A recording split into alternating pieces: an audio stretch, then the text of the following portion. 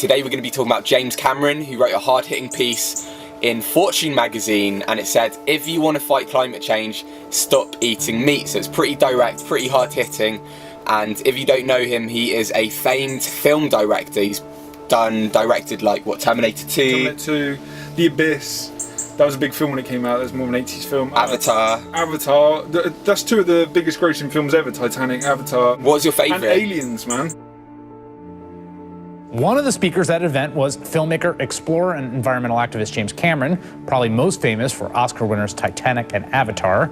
And James Cameron, that one and only, joins me now, live from LA. You know, we've got this big crisis with the Syrian refugees pouring into the EU. So you've got this big, immigrant refugee crisis. Well, that's caused by the rise of ISIS and the collapse of Syria as a state. It's now a failed state. Well, why? It all began as a result of a drought. Farms collapsed, 1.5 million farmers moved off their farms into the cities. The government didn't help them. They had no jobs. They rose up to challenge the Assad regime. It resulted in a civil war. And now we have one of the biggest crises in the global map right now as a result of an unprecedented drought that researchers are now connecting to climate change. People think, what's food got to do with climate? Well, this is the big elephant in the room that nobody's talking about. When people think of how we mitigate climate change, they initially think of, coal-fired power plants and tailpipe emissions. Okay, you're good. There's a missing middle, because greater than the entire transportation sector of the entire world is animal agriculture. So here's a place where we can make a huge personal difference, you, me, everybody out there. We don't have to wait to build wind farms. We don't have to wait to build solar plants. We can just change what we eat. Just eat less meat and dairy, and your carbon footprint drops way down. So I eat 100% plant-based. I'm not asking people to do that, but since I do, my water footprint is about half of, let's say, somebody who eats a standard American diet. My carbon footprint is about a third, and so I feel, not only is it making me healthier, but I feel I'm contributing to a healthier planet, and I've made that decision irrespective of what legislators do. And we can't wait for them. We need to take action ourselves. Most people are not making the connection between the choices they make in terms of the food they eat and what that means for the sustainability of this nation and of the planet. And let me give you an example that most people don't know. When we think of climate change, we think of coal-fired power plants and tailpipe emissions, but the second biggest source of greenhouse gases is animal agriculture.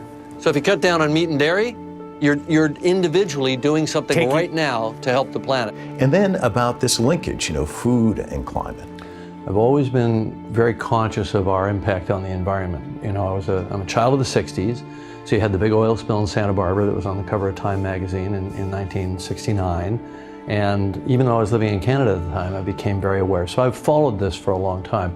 The big epiphany for me around the food-climate connection was about 3.5 years ago, because I had known how heavy the footprint of animal agriculture is and how devastating it is. It's the greatest source of biodiversity loss. It's the greatest polluter of water, et cetera, et cetera. You go on down the list. It's horrific. But I thought, well, bummer, because I need to have my animal protein. That's just the way human beings are wired. 3.5 years ago, I found out that not only is that not true, it's actually the opposite. It's actually harmful to your body, and it contributes a lot to the kinds of diseases that we have, and so-called diseases of affluence like heart disease and diabetes and osteoporosis. And plant-based eating has revolutionized our whole household, our whole view of ourselves. It was the first thing that actually gave me hope about rescuing the biosphere and preventing runaway greenhouse warming, because I didn't see a government that's been hijacked by the coal and oil and gas industry reacting quickly enough. I didn't see the populace who are being fed so much disinformation from rising up and forcing change from policymakers soon enough. And all of a sudden I realized, here's a handy thermostat that we can just turn it all down with. If things get bad enough and people realize it, they can literally make change immediately. Because carbon dioxide coming out of tailpipes is something that's going to be around for hundreds of years. It's got a active half-life of 100 years. Methane, only 12 years. And methane is a big component of agricultural, greenhouse gases. So methane has a big warming effect. Some people say 25 times, some people say 75 times as CO2, depending on how you parse the timeline, but you can switch it off in 12 years. So that's pretty amazing. So I thought, wow, this is a win-win. I just cut out all the meat and dairy. I'm doing my thing for the environment, and I'm doing my thing for myself and my own longevity. And as a father, I need to be around to protect my family, So it just all added up. It was like, wow, where's the bad news in this story? There isn't any. Let me ask you about Food Choice Task Force. Yeah. What is it? How'd you get involved with that? Food Choice Task Force is jointly funded by my Avatar Alliance Foundation, which is a nonprofit, and Craig McCaw, the cell phone, comms mogul, friend of mine, and we're both vegan. And so we thought, all right, let's figure out a way to get the word out there. So the Food Choice Task Force is a small group of committed people who are hoping to get some media presence out there about these issues, because there isn't much. There's no sort of film you can go to. There are only a handful of books. There's not much out there, but the facts are so compelling. Start a garden, grow some lettuce, grow some tomatoes. It's the easiest thing in the world. Eat your own. Watch a tomato grow and eat it. It's like, it's almost seemed miraculous to us in our society. And it's ludicrous. It's for the previous 10,000 years. A tomato was not miraculous, but to kids growing up in the cities, watching something grow and then eating it seems like a miracle. My Plate, My Planet. My Plate, My Planet is an initiative of the Food Choice Task Force that we did around recently here in the U.S. We had the Dietary Guidelines Advisory Committee, right? So that's a bunch of scientists that the government gets together to tell the USDA and the Human Health and Services Group what they should be doing about food guidelines. And they do it every 5 years. And so this year they did something very unprecedented. These scientists came back and said, we need to put sustainability language into the guidelines. We need to understand this connection between our food choices and the environment and climate change. They made that link for the first time. And they also said, eat more plants and less meat and dairy for the first time. So we thought, all right, we need to roll in behind this. So we did a big publicity campaign around these guidelines. And we actually took, normally there's a comment period. Normally they get about 5,000 public comments.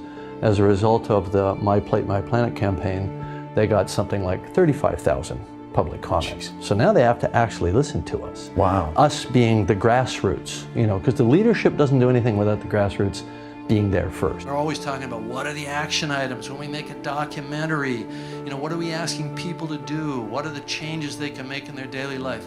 Well, I'm going to tell you one.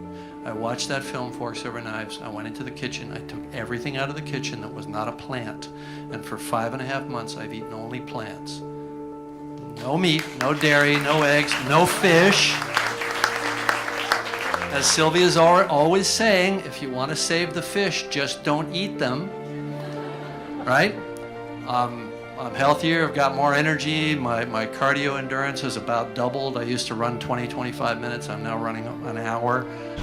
It's amazing, but setting aside the health benefits, how often do you get that kind of incredible win-win where you can really transform the planet? And it's possible. You got to check the facts for yourself. You're not going to believe it, hearing it from me. But I want to challenge everybody here.